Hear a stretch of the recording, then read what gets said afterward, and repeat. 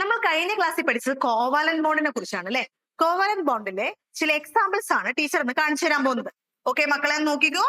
ഇത് ഓക്സിജൻ ആണ് അല്ലെ. ഓക്സിജന്റെ ഔട്ടർ മോഷനിലെ 6 ഇലക്ട്രോൺസ് ആണുള്ളത്.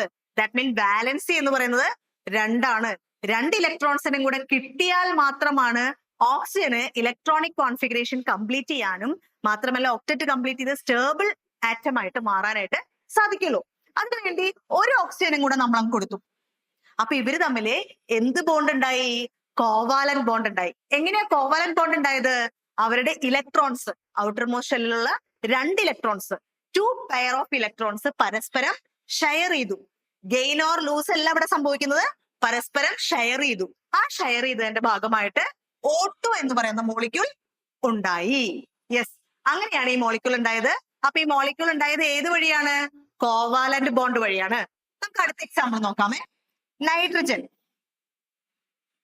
ഹൈഡ്രജൻ, വീണ്ടും ഒരു ഹൈഡ്രജൻ.